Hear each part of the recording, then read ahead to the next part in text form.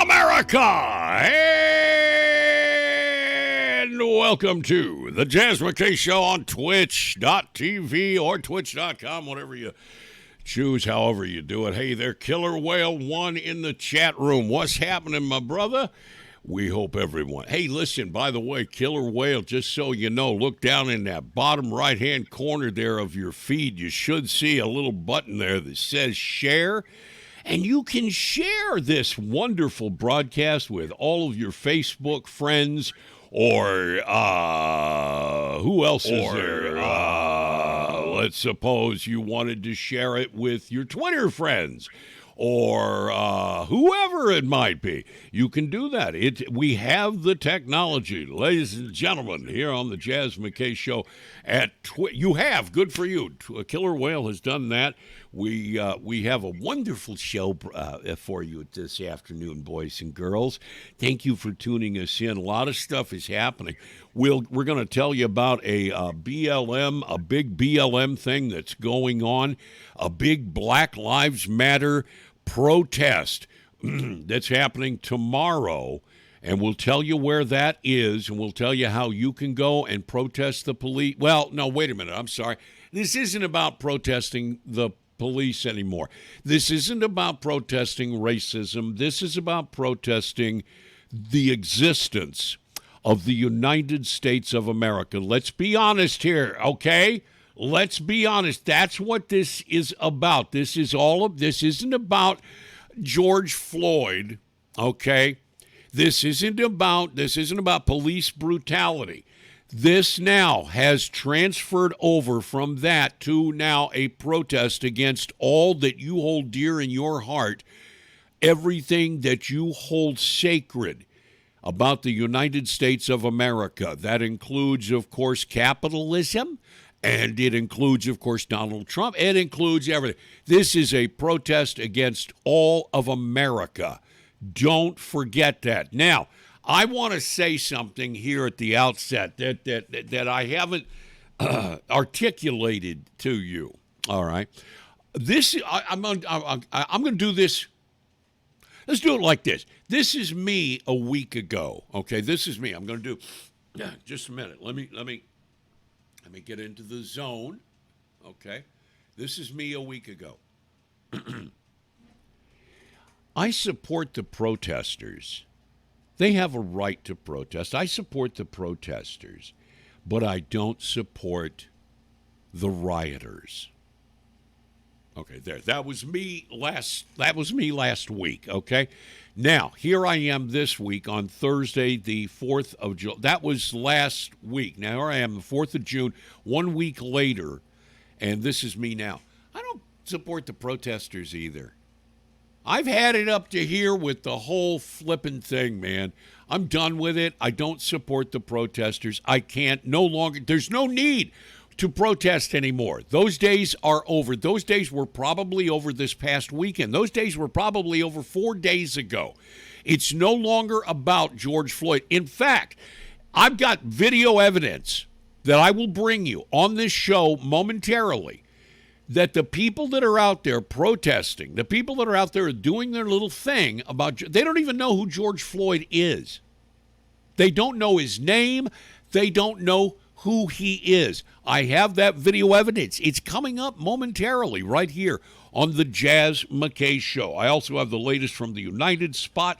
I hope we can get to that. Some Antifa clips from about Antifa, stuff that you're not hearing in our media, but over there in your Australia, at the Australian Sky News Network, I got some clips from them that really lay out what this Antifa bunch really are and what they're all about.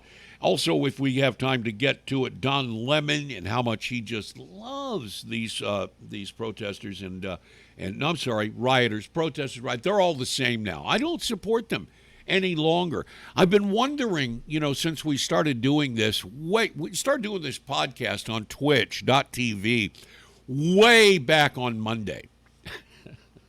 Remember, boys and girls, when we started doing this show way back there, back in the day, back like 3 days ago. Remember when we started?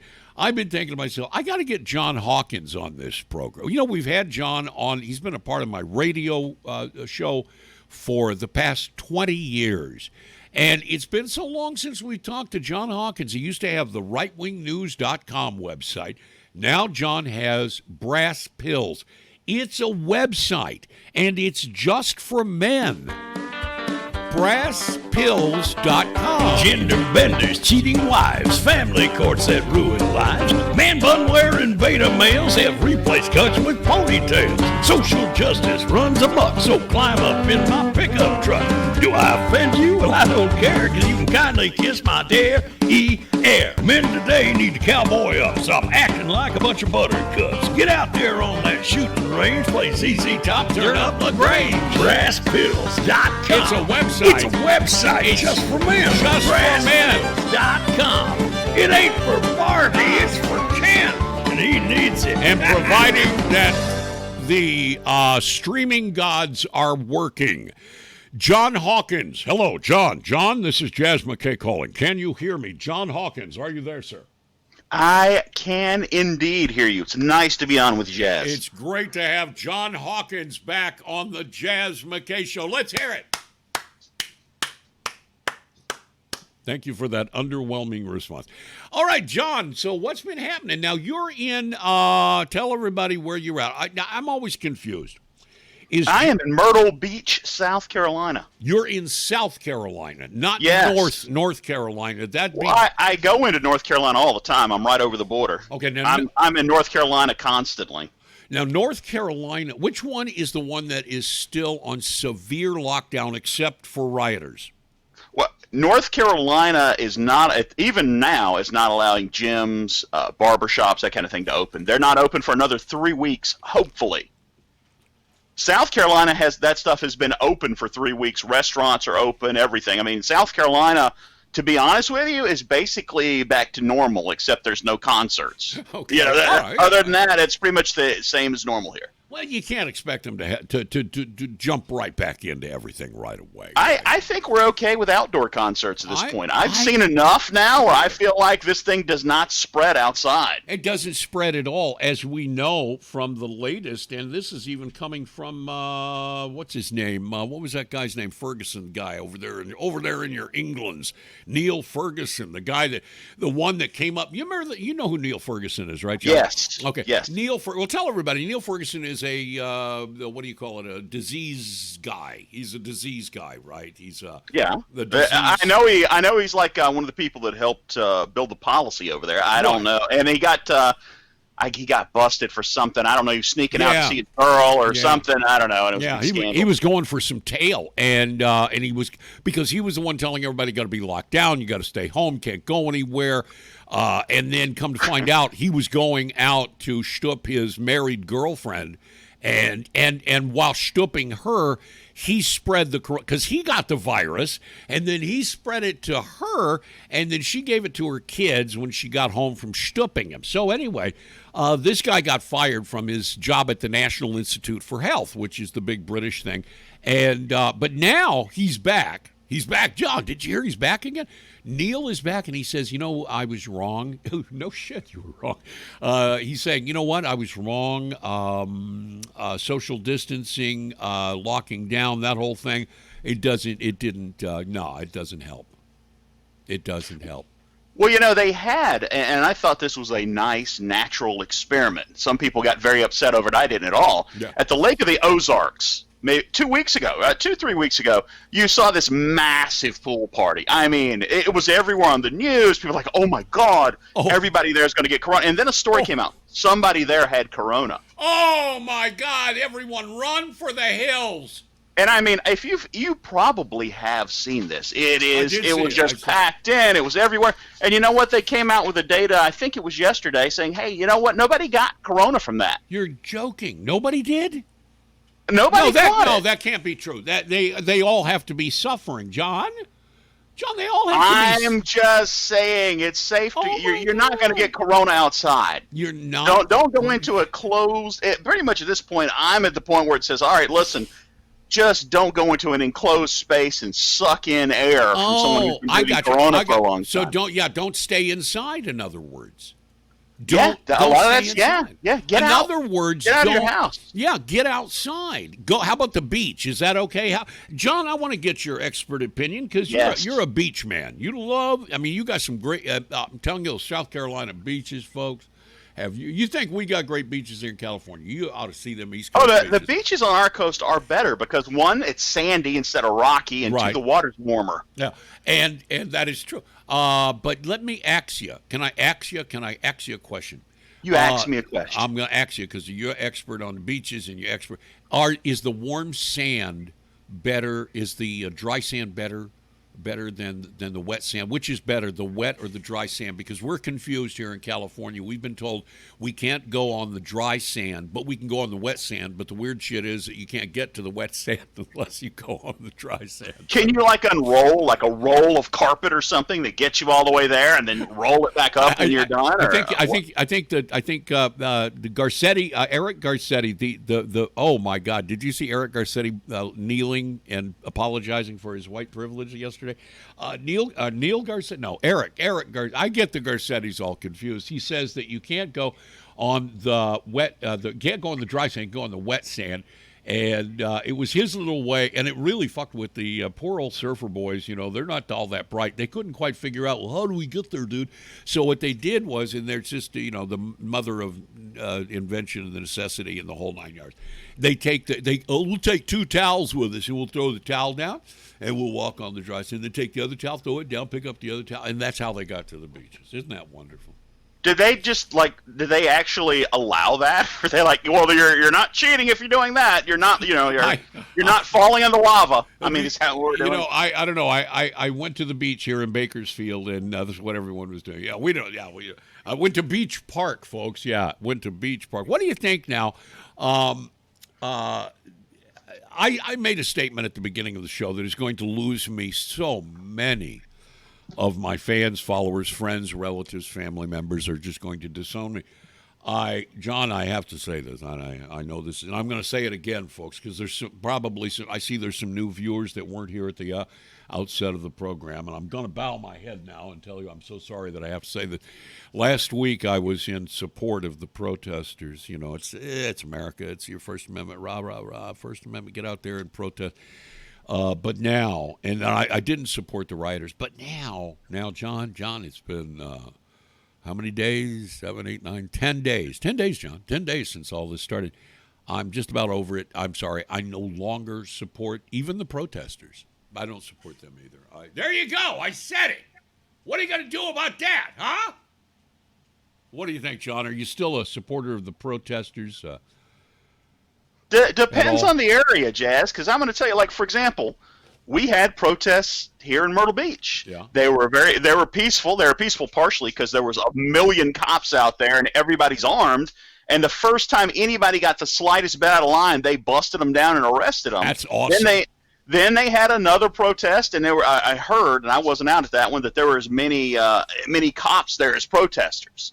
But guess what? Everything was peaceful. If they want to do that and they want to have a nice, peaceful, I love that. But if you've got a place, I look at it like this: there's been rioting going on there, how selfish do you have to be out there with these? Oh, I'm out after protest, man. Let me take a selfie for Twitter and show how down I am with the cause. And it's like, hey, 3 blocks over, someone's getting their head smashed in because the cops have to be here babysitting you. 4 blocks over, someone's having their business looted or burned down because they have to be here making sure that you're safe while you scream F the police in their face and try to do, okay, what can I do just to, not quite get arrested, but show how cool I am. Show how cool. Yeah, exactly. I'm cool. I'm cool. I'm down with the program, dude. Seriously. And I'm just over the whole thing, man. I don't care. If you want to protest, stay home and protest. All right? Stay home. That's the best thing you can do. That's what if I were king, that's what I would do. I'd say, okay, that's it. You want to protest, fine, but you can't leave. You can't. Hey, listen, lock them down. Lock down the protesters. What happened to the coronavirus? It's no longer. Have you seen anything on TV news, John? I know how much you love to watch the lamestream media and all. Is anybody talking about COVID? Is that over? Is it officially over? Oh, it's so not over, Jazz. Oh, In fact, shit. what's going to happen after this cools down is that we will instantly pivot back to everyone's got to be super careful about COVID. I mean, keep in mind, just Really? what was it yesterday? Really? The governor of North Carolina told the Republican convention, we can't guarantee you'll be open. You need to, we sorry, you're going to have to move, I guess. Basically that's where we're at. So what they'll do is they'll pivot right back to it. Watch and see.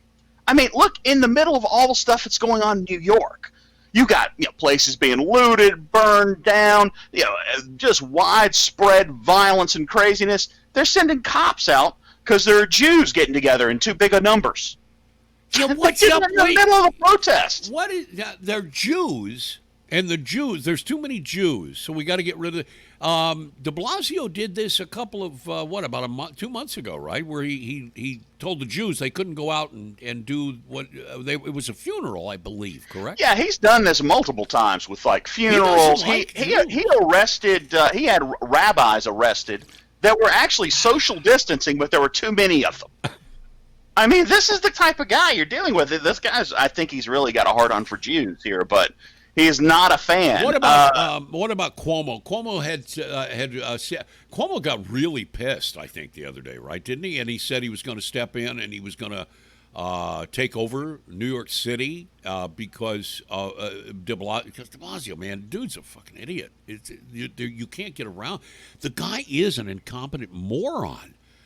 I mean, they're both incompetent morons. I know that. De Blasio may be more of an incompetent moron, but it's like you got the two of them together to double up. But De Blasio is completely incompetent. De Blasio's thing is, and I mean, this is the truth in a lot of places people don't want to tell you. The reason these riots, if you see riots going on, riot could pop up anywhere, okay? It could pop up in Bakersfield. It could pop up anywhere. But if you're on day 2, you still have rioting, it's because there are people allowing it to happen. Exactly. Yeah. Exactly. If the police, they've got 36,000 police officers in New York City. And they're sending out letters from the police force saying, hey, you're not allowing us to use a lot of the tactics. Allow us to go out there and clear these guys out. And they're not allowing it to happen. De Blasio's a commie. His kid participated in the riots. Yeah. This whole thing for them is just it's fun stuff. He's sympathetic with them, and this is happening in a lot of places. So since they're sympathetic, they don't let the police move in and crush these guys. And it's really a sick game because not only do they do that, right? They let them burn everything and loot everything on the front end. In New York, do you know if you looted something, they just let you right out the back door. They do. They say, well, you don't have bail. Okay, you got to go. That's the law. Well, yeah, and so all these looters they catch, they let them go. Yeah, they're doing that here as well. There's certain crimes. As a matter of fact, when we spoke on this show earlier this week with a woman who was riding a motorcycle, riding on the back of her husband's Harley Davidson, they got cut off by somebody, almost ran over them, and she shouted out, "Hey, watch out! Watch how you drive! Hey, look! Watch out! Look out! You almost killed us." And this guy, he's a black dude in the front seat in the passenger side, jumps out of the car, starts calling my friend Tommy, who was the Jana's husband, who's riding the motorcycle, and he starts yelling, "Fuck you white honky," and starts beating on him. There were witnesses. They had multiple witnesses, including a truck driver who was behind them, who jumped out to try and help, and he got his ass beat too. This guy was a big black dude, beat both these guys up and jumped in the car. The girl driving takes off. They call the police. They got the driver's they got the license tag number, I should say. They chase him down. They go to identify him, and the cops say, we can't arrest him. We can't arrest him because Gavin Newsom, our guy, you want to talk about dumbasses, boy. Gavin Newsom has done the same thing here. He's decriminalized misdemeanor assault. You can't arrest someone. All the cops could do here, and frankly, it was the Highway Patrol. They were there as well as the Kern County Sheriff's Department, and the Highway Patrol told them, said, look, we can't arrest him, but we can cite him and give him a what do you call it, a citation, a summons, to appear in court. And so they're doing that here. And what I'm seeing is, now this guy, is he a BLM member that jumped out of the car? Is he one of these outside agitators from Los Angeles? No, because he's not. He's from Bakersfield. But what's happening is with what happened in Minneapolis, what's happening in New York, what's happening all over the country with the no repercussions for the criminal behavior, virtually none from law enforcement. And this is not coming from the police departments. We know that. It's coming from the mayor's offices or the governors or the county board of supervisors if it's a county sheriff. Well, here's the thing, folks, and John, I'll pose this question to you. Is it not emboldening people? Because you know the old saying, you give them an inch, they take a mile. I mean, I don't think this would have happened Sunday with my friend Tommy and his wife Jana had this guy not felt emboldened by everything he's been seeing on television with Black Lives Matter, Antifa, and all the rioters. Well, what happens is if you allow people to run wild like that, what's going to naturally happen is people are going to take it further. Right. More people are going to get involved. You're even seeing, like, you heard early on in the riots, well, there's the violence is obviously being done by right-wing extremists who've infiltrated, and it's like, come on, that's the stupidest thing I've ever heard. Uh-huh. Well, they did actually bust 3 Boogaloo movement guys out in Las Vegas the other day now with Molotovs coming in. Well, you know what? They're looking, I mean, if this stuff goes on and on and on, more and more people are going to pile on. More and more regular citizens are going to get afraid. I wouldn't be shocked if someone popped up on a building somewhere and just started sniping these guys. You're going to have a lot more violence because people are amped up. You can't go day after day after day and turn a city into a war zone without people getting amped up. You can't have people assaulted. I'm sure you saw the video of the woman trying to come out and ask these Antifa guys nicely, which you can't ask them nicely, and you don't go up and confront them. I'm not blaming her, but I'm saying you don't go up and confront them or try and talk to them.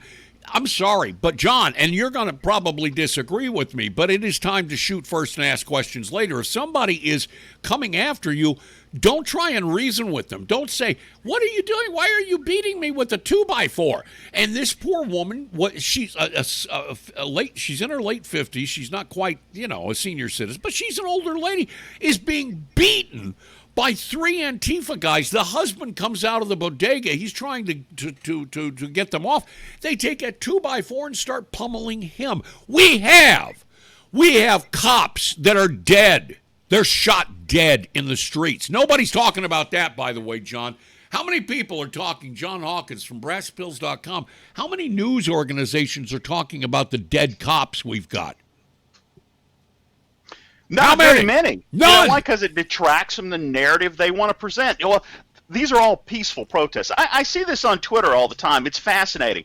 There was a peaceful protest. Everything was going great. We were on a freeway at 11 a.m. Jazz, but it was totally peaceful. No rocks, or not very many rocks, are being thrown peacefully. All this stuff was peaceful, and the cops instigate, man. They shoot tear gas at us, and they try to move us places, and they're creating the violence. I've seen this over every quote, quote, peaceful protest. That's exactly what happens. I know this. I know the routine, okay? This ain't my first rodeo, believe it or not. I mean, I'm an old guy. In 1968, Chicago, Illinois, Democrat National Convention. You know how that got out of hand, John? I know, but I'm curious if you know. How? Okay. Tell me. All right. Abby Hoffman was the co-founder, along with Jerry Rubin, of the Yippies, known as the Youth International Party. You had the SDS there, you had the Yippies, you had Bernadine Dorn and what's his name's group there, the Weather Underground. You had all those guys there, and unfortunately, the kids in the park weren't getting riled up. Abby Hoffman talked about this in a radio interview 20 years ago, 30, whenever it was. Anyway, so Abby Hoffman is sitting there, and he's got one of his. He's sitting there with Jerry Rubin, Rennie Davis, Tom Hayden is there. They're in a cafe. They're in a diner. It's like day 2 of the protest, day 2 of the Democrat convention, but it hasn't gotten riled up. So Abby says here, he takes his hat off. He had this big floppy hat he used to wear to these protests. Now remember, Abby Hoffman is one of these instigators. He's not on the front lines. None of these guys were. They were cowards. All of them, including Tom Hayden of the SDS, was married for a while to Jane Fonda. Abby Hoffman takes his hat off. He dumps ketchup all over his hat. He hands it to this little 17, 18-year-old teeny bopper who's sitting there with him, said, go out there and tell him the cops killed Abby. Go running, cry, scream, get all emotional. They did it. They killed Abby. Abby's dead. Abby, they killed Abby. So she goes off and she goes into the park across the street from where the convention was going on. And she's running around showing everybody his hat with what they thought was blood on it. It enraged these young people who then started confronting the police and the National Guard. And there you go. We get the whole world is watching. The whole world is watching. Chicago 1968, John. Now they're doing that now by saying exactly what you're saying that they're doing. They're saying, hey, look, we're doing this, and the cops came up. It's all a bunch of bullshit, all just to try and egg these people on. They want violence, John. That's why I don't support the protesters anymore, because the protesters have been infiltrated. You can't tell a protester from a rioter anymore. They're one and the same. But that's the whole point, though. I mean, for everybody, it's like, I was out at the. If you you take the rioters, what if the protests give them an opportunity to do? They can go in the protest, pop out, loot some stuff, smash some windows, burn some things, run back to the protesters. It's a place for them to hide. It's also incredibly selfish for these guys to be out after curfew, because I was just breaking curfew. I wasn't doing anything, but. You are. You're actually providing cover to the bad guys and destroying things. And you say you don't support them, but you're the reason why they're able to get cover. You're the reason the cops aren't over there stopping them. And every looter is a protester. I saw that last night. A guy got shot. Exactly he was looting a store, and the cop caught him, mistook a hammer in his belt for a gun, and shot the guy. And honestly, I don't care. It's like, you play stupid games, get stupid prizes. Yeah. But people are like, a protester was killed. Well, he's not a protester. No, he's looting. He's a rioter. Looting Walgreens, bro. He's not a protester. And so, I mean, look, that's just where we're at with this stuff. And these guys are not going to blame themselves for anything that happens. It's just, the awful state, and everyone's crushing us, and everyone's being unfair. And, every looter is a protester when they're arrested. Yeah, I was a protester, man. They just grabbed me. I wasn't doing anything. I might have had some cheesecake. I took out of the burning cheesecake factory, but what would you do? I was there. I was a little hungry. I figured they were giving away the community. It was just right there, and that's where we are. And I don't care what they say on this stuff. You've got to get control of it. And I have noticed a difference. For example, Tom Cotton's out there writing in the New York Times, hey, it's time to go out and slaughter these guys who don't get off the street. I'm all for it. And guess what happened? Everything started to quiet down. That's it. Thank you, Tom Cotton. Thank you, Donald Trump. Let me say something else that you're absolutely not supposed to say that even most conservatives disagree with. Go ahead. I don't think Kent State was a bad thing. I agreed with I was not unhappy the National Guard shot a bunch of people at Kent State. They were violent, out of control. They were attacking them. They shot some of them. And guess what happened? Everything calmed down. If you had, for example, and let's say an accident, a mistake, whatever, and let's say 20 or 30 rioters got shot, guess what? The rioting would immediately calm down everywhere. Now, I'll play devil's advocate here for a moment, because I do know a little bit about, don't forget, I'm an old man. And I know a little bit about all this stuff. First of all, see, even Jazz doesn't agree with me on Kent State. I've gone too far for Jazz. No, McKay. I agree to a certain extent. However, they shot the wrong people. The people that were shot were actually not a part of the protest. Eeks, sorry, but that's true. They shot people who were just going to class. But I agree with the initial concept of squelching this stuff and putting an end to it. No, Kent State was out of control. You're absolutely right, but the wrong people ended up getting shot. And that one picture, and you know the one I'm talking about, which ended up on the front cover of Life magazine, set the stage for the rest of the anti-war movement. And really, I mean, that coupled with Walter Cronkite and his reports from Vietnam, that's what ultimately lost us the war, once you lose the will of the people. Of course, I don't know that there was ever any intention of winning the Vietnam War or conflict or whatever the fuck you want to call it. But the fact is, today, it's time to bring the military in. I think what we've seen where the National Guard has been dispatched, you're right, it's stopped. It stopped, or at least it slowed it down to a point that it's manageable by the local police, right?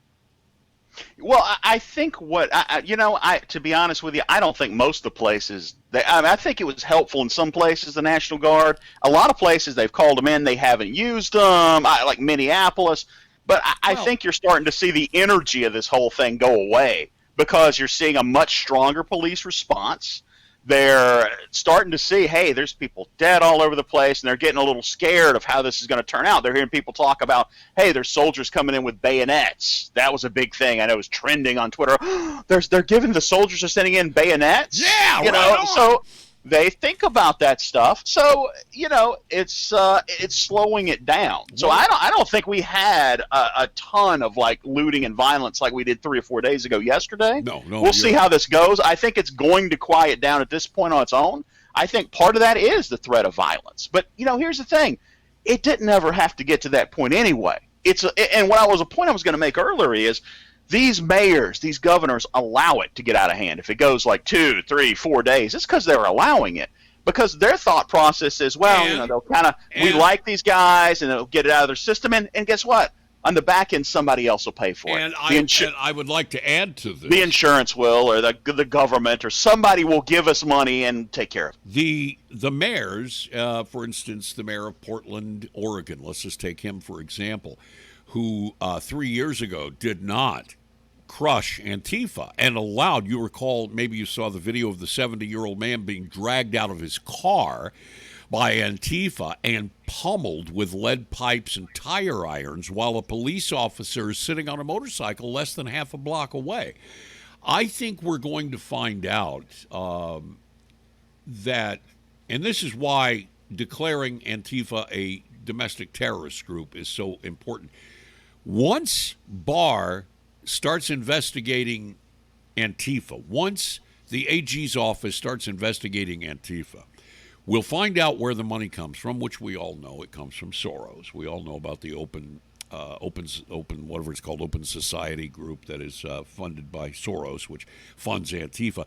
But you'll also find out the same people funding Antifa are funding these politicians, the mayor of Portland, for example, who are allowing their citizens to be assaulted and their businesses burned. This is why I think it's important, because the police and the investigative units of these liberal cities and states are not investigating Antifa and are not busting Antifa heads. We need the feds involved. The only way to do that, the only way to get the FBI involved, is to declare them a terrorist organization and go after them, right? Am I wrong? Well, I think what you're going to see this time around, and that may not be so. I shouldn't say that. I think on the federal level, they're going to treat this very seriously. Like if you, let's say, I don't know, went from Vegas to California or California to Vegas to start trouble, they're going to bury you. Like you're going to go to jail for. And they're doing that. And they are doing that. Now, will that continue if Trump loses? I doubt it. Nope. I doubt. And what's going to happen? Absolutely not.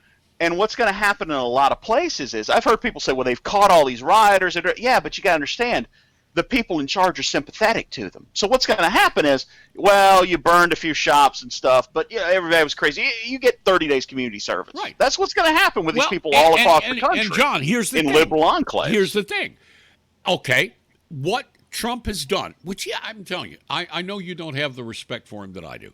I think Trump is brilliant because by doing what he's done, and making Antifa declaring them a terrorist organization opens them up for these investigations that could not be done otherwise, and you get into the same types of investigations we have when a local police department doesn't, or a local DA, let's say, does not file proper charges on someone who's maybe committed a civil rights infraction in the, at the same time that they killed a guy. Well, was it a hate crime? They didn't charge him with that, and now he's going to get off scot-free, or going to get off with a very simple, easy 30 days in jail or something. The feds can come in and charge him with a civil rights violation and put him in prison for a very, very long time. And this is what's going to happen, don't you think, with Antifa? I think that they're going to get hammered into the ground if they change venues and the feds can get involved. Like, is an Antifa guy who smashed somebody's head during this riot in Portland going to get tough sentence? No. They're going to get it. No, they're going to get exactly. Allowed to run around. Exactly. So, and right. Yeah, so that's the thing. Now, the interesting thing to me is going to be to see what the reaction is from people that live in cities, because they've spent months locked down, and then the police are allowing people to burn and loot their city. At some point, I think you're going to see in the next year or two, I think you're going to see millions of people pour out of these cities into the suburbs, probably vote the same way, which sucks. Yeah. But they're going to, listen, I love New York. I actually love visiting New York. I go once every year or two, just enjoy the energy of it, love going to see the great stuff there. But you know what? It's also super expensive. For a 400 square foot studio apartment, the same cost, you can get a 3,000 foot beach home here. So I'm not kidding. It's not even an exaggeration. Or close to the beach, let's put it that way, like across the street. So you got that going on. You got to think about the fact that, after the price, it's a little dangerous. It stinks there. Every third street you get that sewage smell in your face. There's a lot of negatives about New York. And when you say, hey, by the way, there may be rioting, we're going to allow them to run wild. And also, by the way, you can't go outside unless you're protesting or rioting, in which case it's fine. I think there's going to be a lot of people who go, God, why am I here? Why don't I go somewhere else? Why don't I get the hell out of here and go to South Carolina? Well, we have a lot of people from up north who come down already. You would be, it's like, it feels like a quarter of the population's from Michigan, Ohio, New Jersey, New York. Because there's certain, people who get tired of living that style of life. It gets cold in the winter. It doesn't get cold here, all those things, and they move down. And you're going to see another big exodus, I think, because of all this. And why wouldn't you? Why? Who wants to get their windows smashed or the police look on? Who wants to have their business looted while the police say, well, we're not allowed to do anything. Oh, we did catch the guy, but we had to let him go. That's where we're at in New York. It's nightmare up there. Speaking of windows smashed, did you happen to see the video that has been going viral of, I don't know where this took place. Let me see if I can find it here, because it is, here it is, right here. I got it on my Twitter. I already know which one you're going to say. You know which one I'm talking about, right? I do. Let me do that. I want my, if I can, I don't know if I can get this. I'm going to do a, hang on. I got to click buttons here, folks. Let me see if I bring that. Oh, there we go. Okay, now let's go over here. I'm going to play it. If you haven't seen this, folks, you gotta check this out. If you can see it, this is what it's on a. You've seen it. It's God, this guy has an arm too. By the way, this Antifa guy, he could be in the major leagues. John, he could be in the major leagues. This guy has an arm. It looks to me like they're on the second floor of an apartment building with some Antifas walking by, and they're giving them the thumbs up. They're giving them the thumbs up. I think there was a lot of black dudes in that, if I remember correctly, too. It wasn't just like Antifa guys. I can't tell the race of the people that are there, John. You may be right, but it's definitely Antifa guys or BLM guys. But here we go. Looks like they're just finishing up now.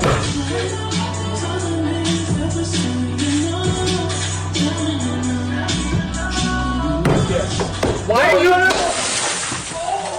We're on your side! We're on your side! We're on your side! Holy shit! We're your side. What the fuck? We're on your side. What happened, just in case you missed it, is because I know that's kind of a small picture there that I was able to get up. I could blow it up a little bit bigger, but I'm not going to. John, what that was a window is shattered. That guy has got a hell of an arm. He could be in the major leagues. He throws a rock, 2 rocks or bricks, whatever, all the way up to that second floor window and breaks the glass out with these little white liberal hippie types on the inside going, "We're on your side, we're on your side." No, they're not on your side, pal. They're not on your side. A little earlier on when this was going on in Raleigh, where the police chief actually said, well, our police officers are not going to risk their lives for someone's property, which it's like, if you think that, you're in the wrong job. Yep, but no shit. but anyway, they had this progressive newspaper, and it was hilarious because she was like, I was very much on the side of the rioters, and they smashed my shop. And they smashed the windows in and and looted her newspaper. I don't even know what the hell you're supposed to get out of a newspaper. What are you looting? But they looted and burned it. And she's like, I want to say that, I understand we've got to do this for social justice. And it's like, well, okay, You great. dumb They had bitch. they had a wonderful time. You don't mind? I dumb guess it's a bitch. win-win. Maybe they should do it constantly. I like Maybe they it. can do Well, it every 2 or 3 months. At least something good came out of it. A little progressive newspaper got put out of business. Oh, no. I'm sure some nice capitalist insurance company sure, will give yeah. them money, and now her insurance is going to go up a lot. And I got to tell you, people just assume insurance is going to cover all this stuff. That's not really true. It will in some cases, probably the big corporations. How many of these little shops have insurance that covers rioting? It's important to know, ladies and gentlemen, that these people are not good people, all right? These Antifa types and all these other boneheads are not good people. And despite what Andrew Cuomo says, and I say Andrew Cuomo is smoking crack, but you be the judge, folks. Here, John, I'm going to play this for my audience in case they missed it. I think Cuomo is a crackhead. Here we go. This is from my YouTube page. Was shocked at the force they used to move the protesters, who could not have been more peaceful, calling out the American military for a photo opportunity. These are young people who still have idealism and want to make this nation better, and that's a good instinct, and it should be encouraged. John, what did I just... Let's Shocked check at the again. What did he force say? they used to I move can't the hear any of what you protesters, just played, so I don't who could know. not have been more peaceful, calling out the American military for a photo opportunity. These are young people who still have idealism and want to make this nation better, and that's a good instinct, and it should be encouraged. These are young people who still have idealism and want to make this nation better, and that's a good instinct, and it should be encouraged. The governor of New York, and I swear, I think he's on crack. The governor of New York stating that these are good people. They're just kids. They're young and they're idealistic, and they want to make this nation a better place by burning it down, and we should let them get away with it because they're good people, John. What is wrong with this guy? What is wrong with that? I mean, these people, they're Don Lemon.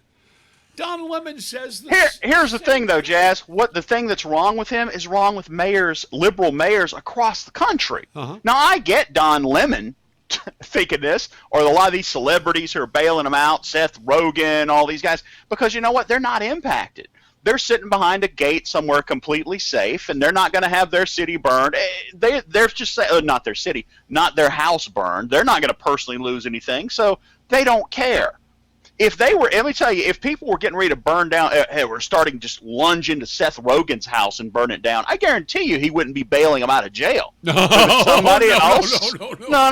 That's a different ball game. See, you deserve it. They don't deserve it because they're good people. They're all these people, these celebrities, are like those kids in that video. Yeah. Well, you're throwing rocks at me. I'm your supporter. You're not supposed to do that.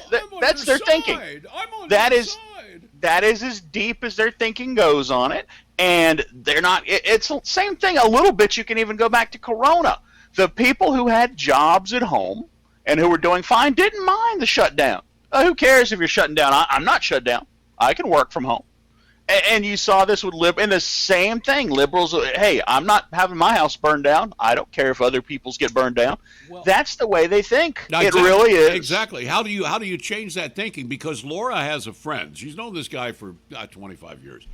He's got some college-age kids, and she's friends with him on Facebook. So the kids are friends with her on Facebook. And they're lecturing her on how wrong, these are 20-year-old. 20, one I think is 20, the other's 22 or something. And these are kids, and they're lecturing her, my wife, on how buildings can be replaced. Buildings could jobs. They can always find another job somewhere. But George Floyd is dead, and real people are dying. Hundreds and thousands of black men are shot every day in this country, and you don't care. All you care about is a building, and the building. How do you talk to people like? Do you? Well, no, you don't. And you know what? It's even easier to replace in a building a looter. Yeah. Because they have no value in the first place. None. A rioter, no value in the first place. As human beings, they're completely waste. They're negatives. Shoot looters. I got to tell you, I live in an area. I live in an area where I would not worry about looters because that's how everybody thinks. Yeah. And guess what? There's no looting. There's not going to be any looting because everybody thinks that way. Yesterday, and that's it. Yesterday, one of my Facebook friends told me that she was down at the near the Greyhound, over here by the Greyhound station downtown, Bakersfield, and she said she saw these 5 guys get off, and you could spot these dudes a mile away. They're all dressed in black. They got hoodies, and they're carrying backpacks. They all carry their backpacks. That's where they carry they carry their milk for when they get the tear gas.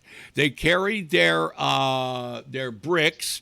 They carry all their other crap with them. Their spray cans for their graffiti. And she said she walked up to the bus driver. She said, what's that? What are these? He goes, oh, those are the Antifa guys coming up from L.A. I bring them up every day and bring them back at night. They don't know, though, John, see, because they're from L.A. I don't think they know us up here. I don't think they know who we are. I got like right now I'm looking in my right here in my living. You can't see it, folks, but right over there, I have a 12-gauge Remington pump shotgun. It's leaning up against the wall. Right over there, I've got an AR-15 rifle in the kitchen. Right over there, I've got a Ruger 1022 with 30-round magazines on it. It's it's a 22, but but come on. I can pull that trigger so fast, John, you have no idea how fast I can pull that trigger and fire. I can get rid of 30 rounds in 22 in less than 3.2 seconds. I've been timed. Over there, I've got a Glock 30 SF with a 30-round magazine in it, and next to that is that my SIG? Yeah, that's actually Laura's. Let me be correct. She'll correct me later.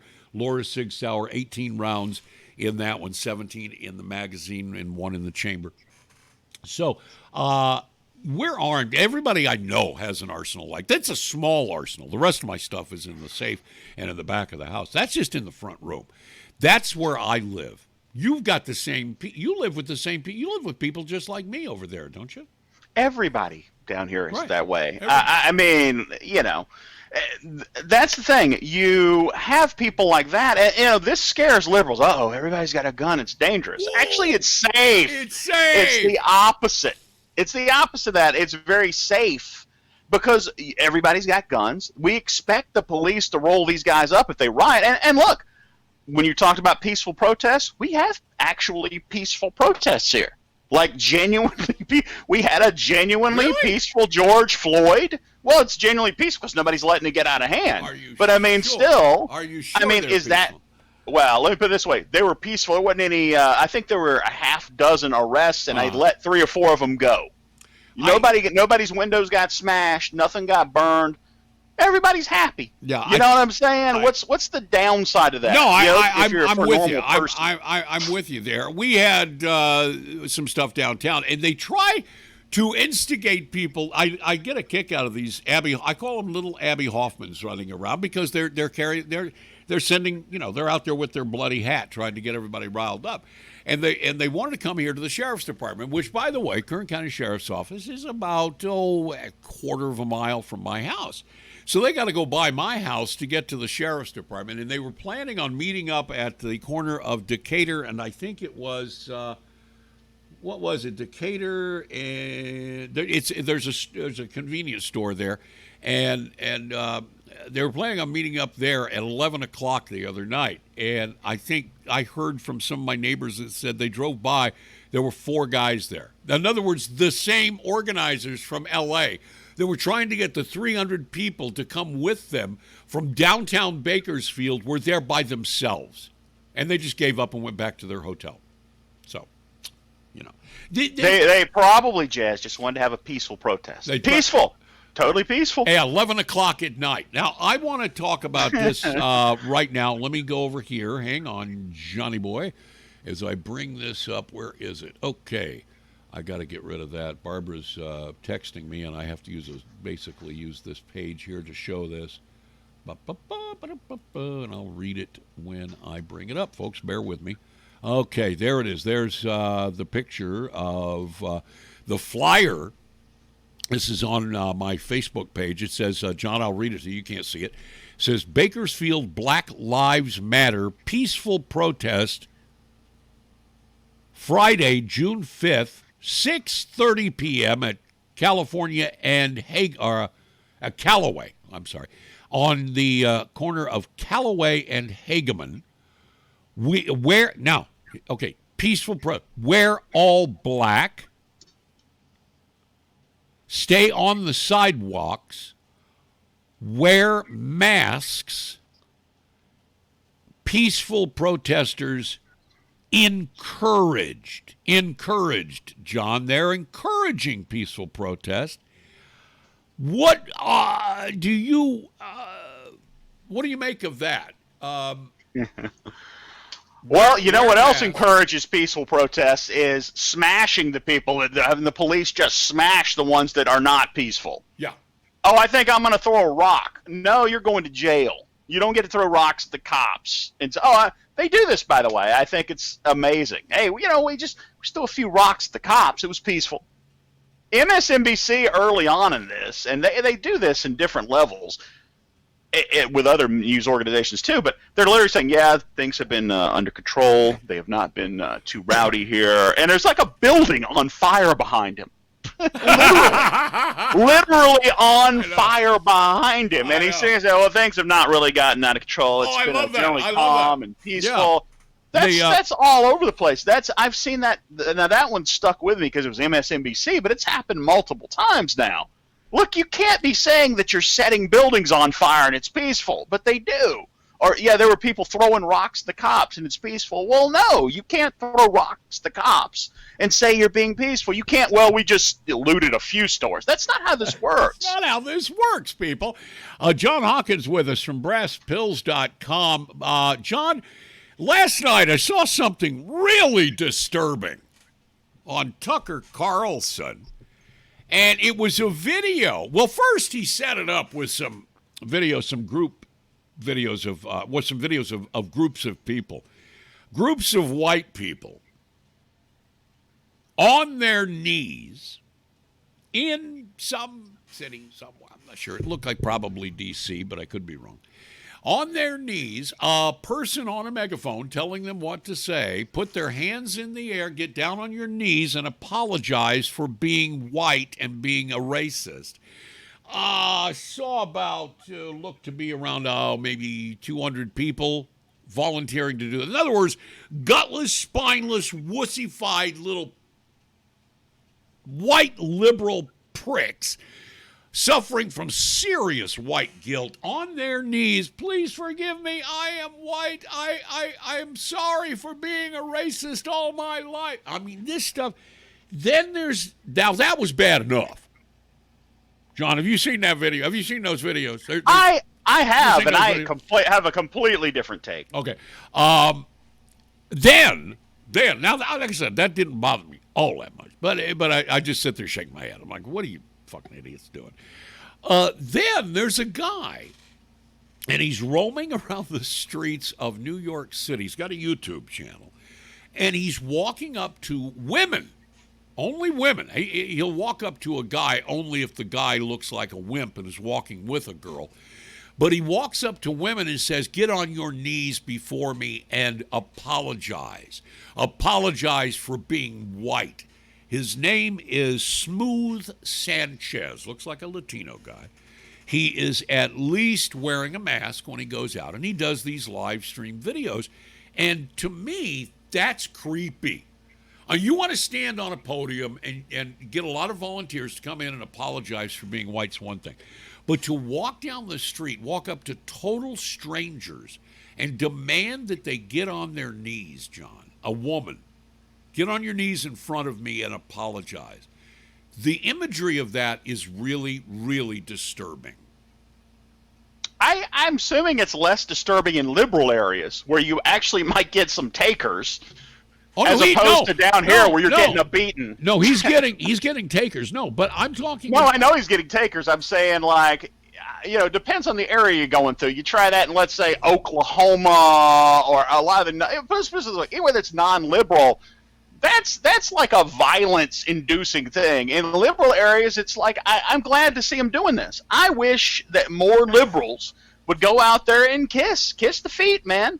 Show where you're at, because that's the mentality the Democratic Party has today. It's the mentality that liberals have today, that there's something wrong with them being white. Hey, man, there's something wrong with it. I need to apologize. Well, if that's what you feel, go show it. Just go ahead and represent it. Let people know what it takes to be a liberal in good standing, because that's either figuratively or literally. They're just doing the literal version of what they want people to do figuratively. So let people see it. Let them decide if that's what they want to do. Yeah, because I think it's a good thing. Well, let's do that right now, John.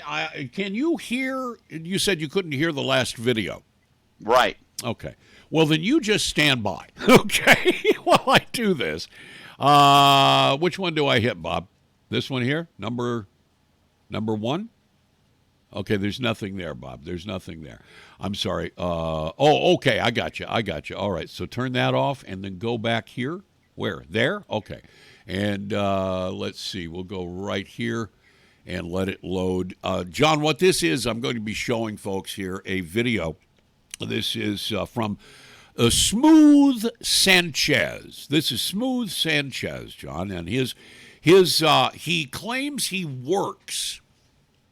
Okay, that he has a job, and his job is he works for Black Lives Matter, and that his boss told him to go onto the streets of New York and get people to kneel down and beg forgiveness for being white.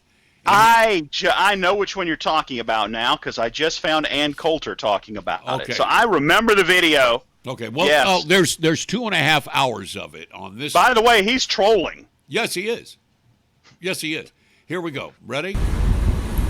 Excuse me, miss. I work for the Black Lives Matter organization. Do you know what happened to George Foreman, the guy who just recently died?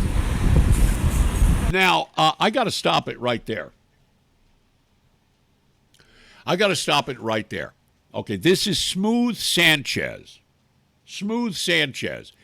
Claims he is an activist, and he works for Black Lives Matter, and that his boss has instructed him to go into the streets and get white people to get on their knees and apologize for being white and for the death of George Floyd.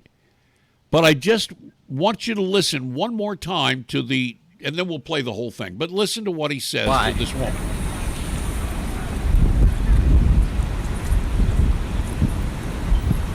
What's up? Oh. Excuse me, miss. I work for the Black Lives Matter organization. Do you know what happened to George Foreman, the guy who just recently died? Who? George Foreman, the guy whose knee was on his neck, and it was horrible. You mean George Floyd? George Floyd, yes. Sorry, long day, and I've been dealing with a lot of racist bigots. Could you please just get on your knee in solidarity for what has happened? Sit, Frankie. Sit. Sit, Frankie. Good girl. That's right. That's right. Thank you so much. That's right. Tell him to sit. And could you just please apologize for your privilege? I apologize for my privilege as an Asian American. Yes. We the Asian American. Could you hold both your hands together? Sorry. Hold both your hands together. Oh, what a beautiful dog. He has blue eyes, so therefore he has privilege. So could you just please hold your hands together? Follow his instructions. Follow this black male's instructions, please. Follow his instructions. Hold your hands together. Now you hold your hands together, please, and just apologize. Thank you so much.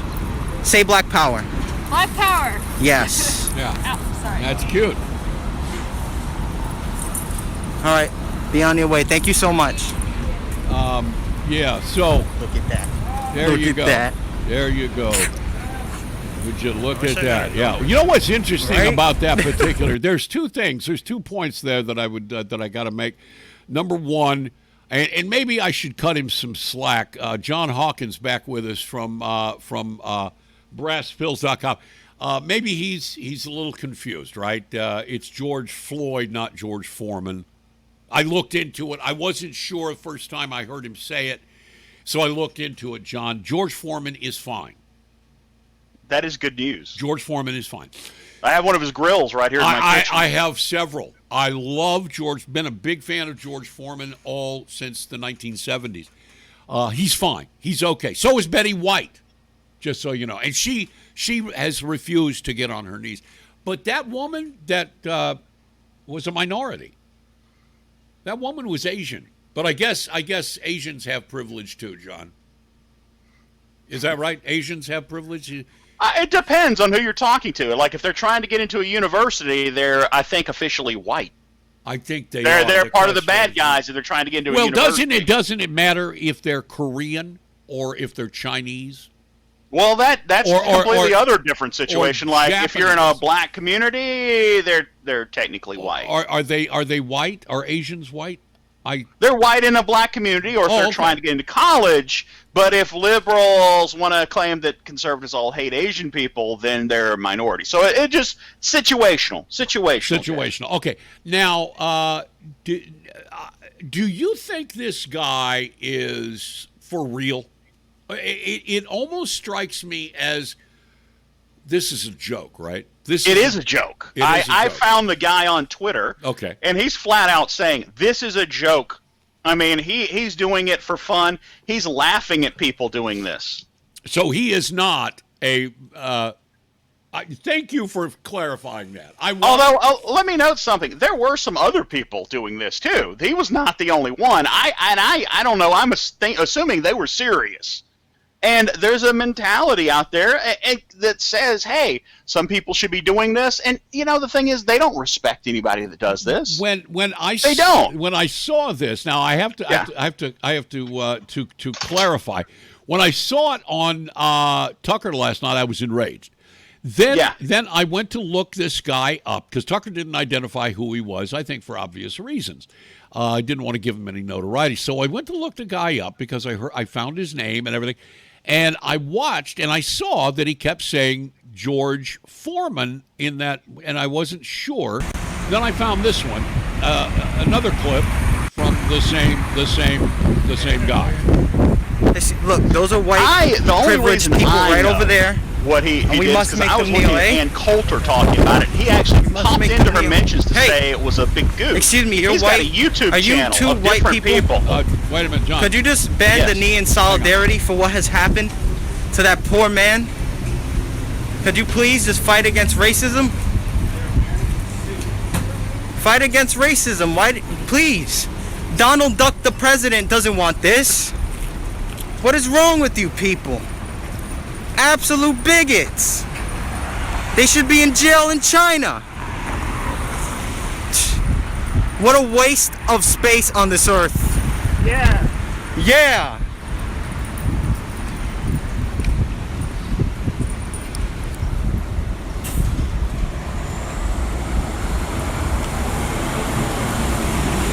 Excuse me. Are you a white female? Because I work for the Black Lives Matter movement. Yeah. And I would just like it if you would just take a knee in solidarity. Oh, no. I would just protest and move forward. But Could you Wait, you won't take a knee? You won't take a knee? No, it's right. It's fine. It's all right. You know, she's an elderly, but just please apologize for George Foreman. What? For George Foreman, the man that died. I totally, I don't like what happened to him. I think it's wrong, absolutely. Say we apologize for George. I apologize for George Floyd. His name was Foreman, right? Huh? His name was Foreman? George Foreman? Who? Foreman? Foreman. Who's Foreman? The man that died. was Are you really not gonna take a knee? I don't want to, please. It's fine. You know what? Just she apologized I'm enough. sorry. But she's younger. You can take a knee for what happened to that poor man, right? I work for Black Lives Matter, miss. This is a serious issue. We have 1,000 people here. Take a knee? I want to see. Yes, take a knee for the solidarity of what has happened and serious of the situation. No, she's doing it. And could you just please on both, because we want to show full solidarity and end the racism. Well, We want to if end. I didn't just go to physical therapy for my knee, I would. I'm doing Oh my my best goodness, right I'm now. so sorry. Could you apologize what happened to George Foreman? Put both your hands together. Who's George Foreman? The man that has died. George in that. Floyd. George Floyd. Oh, Floyd. Floyd. That's right. My wife told me that this guy was that this was a put on, John. I actually looked this guy up, and apparently he's a relatively new YouTuber who's only been around making videos for 2 months, and most of them look kind of cheesy. Like his first, 2 months ago, 132 views. So he probably saw this whole thing as an opportunity to go do some crazy stuff. It's brilliant. And his views, he's getting lots of views out of it. I mean, you know, I shouldn't say lie. He's getting, some of them got 56,000, 39,000, 2,500, 10,000. So he did do this. I don't, we'll see how it works out. But I think a lot of people think it's serious, and I think it was done seriously in some other places. Right, but this guy did it as a goof. No, he's doing it as satire. Yes, he's doing it as satire, and it like I said, when I saw the one, now maybe the one last night was for real. I on Tucker, I don't think so though. I think it was one of his videos, and I think Tucker got fooled by it, and I think Rush Limbaugh this morning got fooled by it. And but after watching a couple of these, I realized I didn't see him on Twitter, but I realized, wait a minute, he keeps saying George Foreman, and then I hear him say President Donald Duck in the White House. Okay, I get it, and very good. And what I like about this, John, is this is the same sense of humor as Andy Kaufman. I think it's brilliant. I think it is freaking brilliant because he's a lot like Kaufman in that way that he's doing something where you go, wait a minute, is this for real? Is this guy serious? Is this for real? So before we go, I want to promote your website, folks. It's brasspills.com. As a matter of fact, hang on, I'm clicking buttons here. I got your website up over here, and I'm going to show it to everybody, Johnny boy. I'm going to show everybody. Here's your website. This is, it didn't work. It didn't work. There it goes. There's John's website. Brasspills.com. Tell everybody about brasspills.com for the benefit of those who are not familiar. Brasspills.com is a men's website. It's just for men. No women are allowed to look at the website. So if you're a woman, don't want you there. You're not allowed even. Just consider it a mandate. You're not allowed to go there. It's a mandate. For just for example, today we've got a guide for men how to deal with the police. If you're a woman, don't look at it. You can't it's read not it. Your, it's you not your this. place. It's not as your a place, woman, ladies, to look at it. Now, how about this? Let's take a look at it here, and we have it up on the screen. This is John Hawkins' Guide for Men: How to Deal with the Police. John, tell us in a nutshell what we're reading here. In a nutshell, well, basically started by just explaining to people that, hey, you are really not anywhere near as in danger from the police as you think you are. Only about 1,000 people in the country are killed by the police at all in a year. Police that in conflicts with the police, that's a 1 in 328,000 chance. Right. And those people almost all of them, literally almost all of them, are violent and have a weapon and attack the police. There were only, I want to say, something like 35 people unarmed killed by the police. It's just that what happens is, if it happens to be a white cop and a black guy, it's wall-to-wall news coverage. So people go, this is happening all the time. It's actually not happening all the time. It's not. Last year, John, statistics, and I found this at, I don't have it right in front of me. Oh, here we go. I do have it. 9 unarmed black Americans, 19 unarmed white Americans, more than twice as many white Americans were killed by the police in 2019. And, that is not a lot of people. Your chances of dying in an encounter with the police are infinitesimal, especially if you're unarmed. So first thing is, do not freak out because you're talking to cops. You are probably fine. The other thing is, and I started with this too, don't go in there with the wrong attitude. Because if you get, a lot of people think, hey, screw the police, how dare they do this, don't go in there. It doesn't matter if you like the cops or hate the cops. You deal with them exactly the same way if you're smart about dealing with the police. Just for example, you don't take it personally. Don't think it's the cop's doesn't care about you. He's out doing his job. You need to be thinking about not what the cop's going to do to you, but keep in mind that cops get hurt, shot, and injured all the time. You need to make them feel safe around you. Because if they feel safe around you, good things are going to happen. If they're safe, one, you're not going to get hurt. Two, if you need a break, they may cut you a break. I mean, I love using the magical words that let people know that good people raised you, which is yes, sir, and no, sir. And people are like, well, I'm not going to do that. Say that to a cop, or I'm gonna, you know what? You say those words, a certain script flips in their heads. Oh, this is one of the good guys. And who gets out of speeding tickets? Good guys. Good guys. You know who doesn't get rounded up and sent off to cops if they're not sure? Good guys. Yeah. That's what I'm saying. You want the cop in a mentality that says this is a predictable person, this is a safe person, this is a good person, because everything there's no upside to having them in the other mode where they're like, this person's dangerous. And keep in mind too, cops are human beings. They make mistakes. They get emotional. They hold grudges. I knew a cop one time, and I didn't even know the guy all that well. He said a guy spit on him when he was arresting him. So when he got back to the station, he handcuffed him to a cage and beat him. And guess what? I don't care. As far as I know, he got away with it. Now that guy, that was pretty stupid to spit on him. That was a pretty dumb move there. But I'm allowed constitutionally. You still got an ass whooping. No, you're not allowed constitutionally. Let me just insert this real quickly here, boys and girls, so that everyone knows. You are not allowed constitutionally to spit on someone. Spitting on someone is not considered free speech. You may think it is. You may think it should be considered free speech. No, it's free speech. It's my displeasure. Yeah, that's it. It's my No, it doesn't work that way.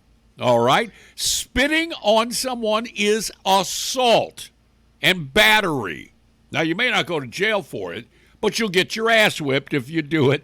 If you spit on a cop. And, John, you've got proof of that because your cop buddy even and usually cops don't admit It wasn't even a cop buddy. That's the interesting thing. Keep in mind, he felt comfortable enough. He didn't know. He knew me. He knew who I was, but he felt comfortable enough to tell me that I would approve of it. And he was right, by the way. You know what I'm saying? That's an attitude you're going to get. I love it. And this is important, and I've seen people not doing this constantly in these riots. Obey a police officer's instructions, because the moment you start doing otherwise, he's going to go, uh-oh, this guy could be dangerous. Now, just giving you one example I thought that was really noteworthy, you've got the New York Police Department that's out there. They're clearing this street, right? They're trying to get the street clear. There's riots going on. They're clearing the street. Right. And there's some reporter, I think he's from Australia, who's sitting behind a post where the cop can't see him and just sitting there. I mean, there's a line of riot cops hauling ass in his direction, shields out, pushing people along, and he's just sitting there. And so that they turn the corner, He smashes the guy in the stomach with a shield and moves him on, and people are like, well, that's outrageous. How dare he do such a thing? No. It's like, stupid. You're sitting behind a post hidden when a riot line's coming at you. What do you think's going to happen? And that's the part of the thing with a lot of these protests. Well, you're out after curfew. Well, you're shouting F the police in their face. You're doing this, you're doing that. And it's like, well, we were just there peacefully when the tear gas came in. No, stupid. You sort of brought that on yourself. There you go. I mean, you can't do that stuff. And last but not least, what do you do if you think an officer is mistreating you? What do you do if you think, hey, this guy roughed me up, this guy's doing something he can't do? Well, that's easy. You shut up. You shut up. And you You in the street, the cop has all the advantages. Exactly He's got the gun. He can call for backup. He's got training. He knows how everything works. In the courtroom, when you have all your evidence prepared and you got a lawyer, it's much more of an even playing field. When you get out of, if you're taken into custody and you get out of jail and you call a lawyer for the charges that have been brought against you, that's when you tell the lawyer about your mistreatment. And you hope that there are some witnesses, because otherwise it's going to be your word against his. But it is not time to get in a cop's face after the cop, if he's roughed you up. It's not time to, on the street, not time to do that. Not in the squad car on the way to the Gray Bar Motel. Not time when you're in the Gray Bar Motel being processed. Now, if you want to talk to somebody in the processing system and another prisoner say, man, that guy beat me up, man. I mean, he punched me in the face and he did that. That's fine. Go ahead. But otherwise, shut up about it. All right? That's a good one. But John, you got to keep in mind, a lot of these guys do this to deliberately provoke the police officers into violence in order to justify their hatred of police and to of course, to try and goad them into it. Look, I have seen, even like myself, even when I was back at I've actually had a wall of riot cops sitting there, and I'm taking pictures of them. I was there covering it for Right Wing News back in the day. It was one of these cases where the Occupy movement had taken over a park for a month, and this was the night when they were going to make a move. And so you got 200 cops with riot shields and everything. I'm taking pictures. The riot cops start pouring in, right? And so I moved the hell out of the way. Wow. But I see these guys, when the police get up close, you got these riot shields finally get close to the protesters, they turn their backs and throw themselves against the shield, and they go, oh my gosh, he hit me. They did that. I saw that happen. I watched these guys do it. Oh my gosh. I remember they do this stuff all the time. I remember when you told me about this, and I had to laugh because I've actually seen it up close. I was talking to a friend of mine the other day. I was telling her about how, what a little leftist freakazoid I was in my early teens at 13, 14, 15, around 14, 15, and I joined the Socialist Workers Party. And the first I don't know, what do you call it? First thing that I did, once I joined them and started hanging out with them, and I was trying to impress a girl. I'll tell you the story another time.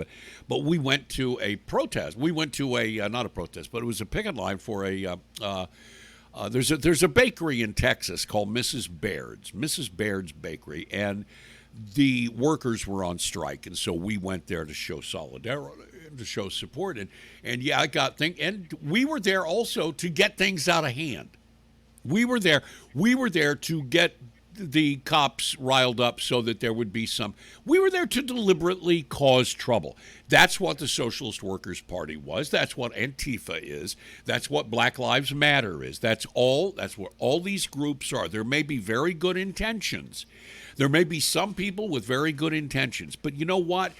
Your time has come and gone. Your 15 minutes of fame is up. It's over. It's time for you to go home, wash your face, brush your teeth, and go to bed. Protest time is over. From here on out, John Hawkins, I'm just telling everybody out there, from here on out, everybody who gathers anywhere, this includes, what was it? What did I say? Hageman and Callaway. Let me double check. I want to make sure. Was it Hageman and Callaway for tomorrow? It's Callaway and Hageman. Yes, Callaway and Hageman tomorrow. at 6:30. All of you are you're not welcome. You're not welcome here. You're not welcome in Bakersfield.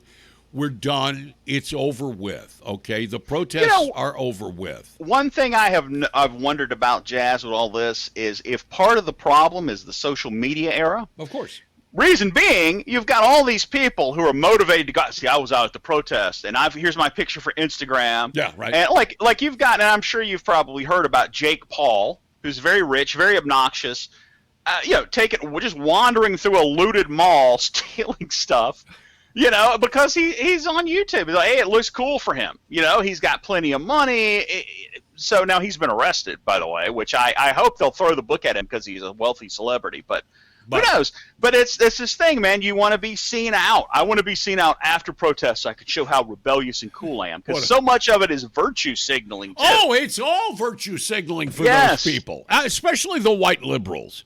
Especially the white liberal. I mean, I haven't really checked on her lately, but Alyssa Milano, I'm assuming she's out there somewhere, right? Is she out there somewhere, or is she just sitting at home? She's not going to be out there somewhere. If she's out there, she's got a 50-man security team around her.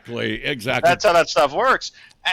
The thing about it is they're doing all this stuff, but they don't have any demands. I mean, interesting question. What is the end result of all this? Because we've already covered. We mentioned in that last article. No, it's worth noting. Almost there's very few people killed by the police. No. For who? The end result here is to destroy Donald Trump. I want to actually cover this as I get what you're saying. Well, what they really want to do is, but I'm saying, like, if this is a protest, what is the protest for? Okay, all right. What they want to do. We can't. There's nothing. What policy can you put in place? What are defunding the police? They want the disbanding of law enforcement. I have heard a number of people say that. I would be very willing to try that somewhere, like Seattle or Portland. I think that's a wonderful idea. You just say, listen. There you go. I like the way you're thinking. I know where you're going LA, with this. I'm okay with LA. That's probably a little too close to you. I'm not even kidding, Jazz. I'm a big believer in nice, natural experiments.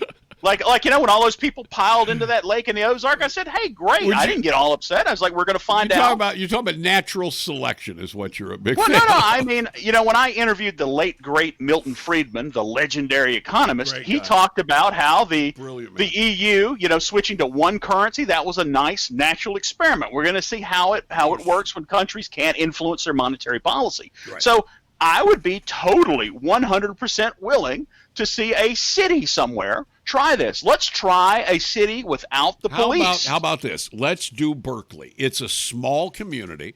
It's filled. There are no conservatives in Berkeley. There are no patriots, no law-abiding citizens there because they're all supporters of the Democrat Party, and the Democrat Party is the party of thieves, criminals, murderers, rapists, gangbangers, and terrorists.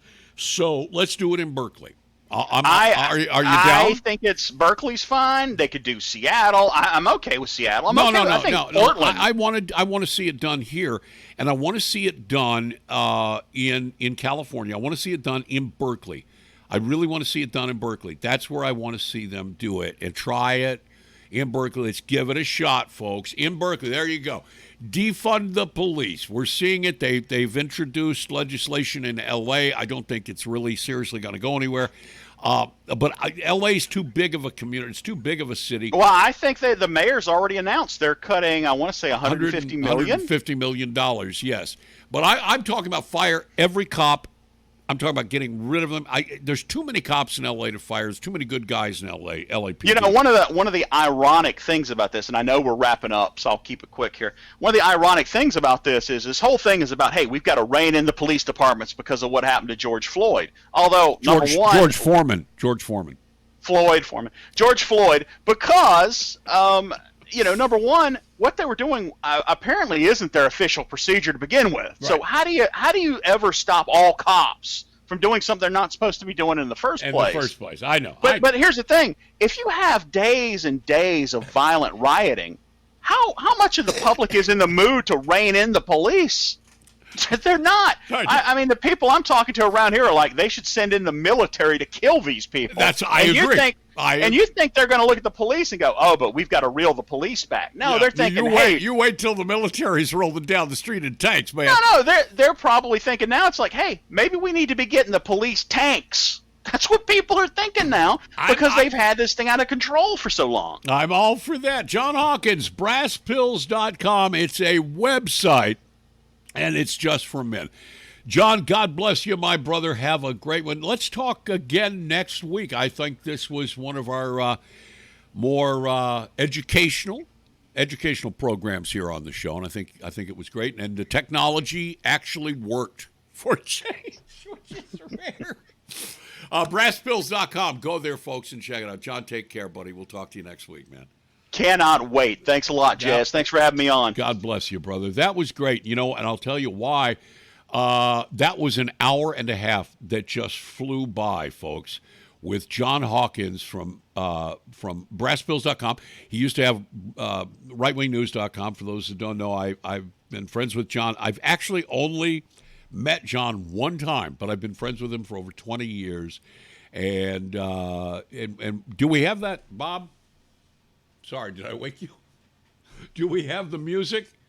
Did you get the music? Did you get that one jingle that we did? Oh, yeah, there we go. It's brasspills.com. It's a website just for men. Gender benders, cheating wives, family courts that ruin lives, man bun wearing beta males have replaced cucks with ponytails. Social justice runs amok, so climb up in my pickup truck. Do I offend? Well, I don't care. You can kindly kiss my derriere. Brasspills.com.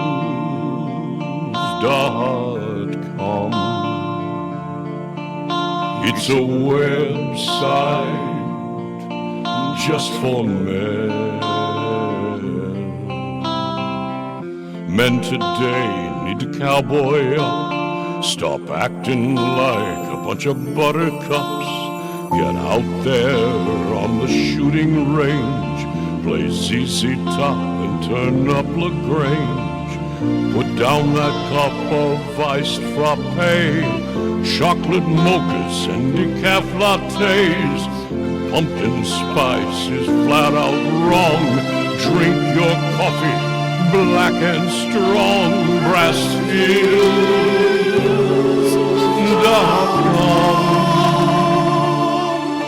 It's a website just for men. Brasspills.com.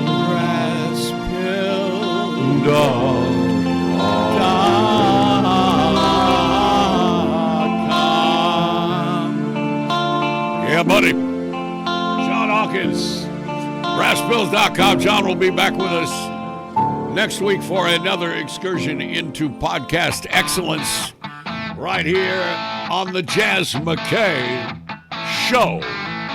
I would ask you, please, tell all your friends about what we're doing here. We're trying to be good. Tomorrow, Black Lives Matter. Don't forget the big rally tomorrow, 6:30. Be sure to check it out. Hey, listen, we'll be back to do this too, by the way. There's our closing theme.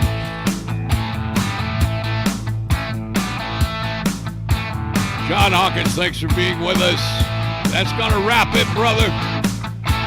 We're out of here. I'm Jaz McKay. God bless America.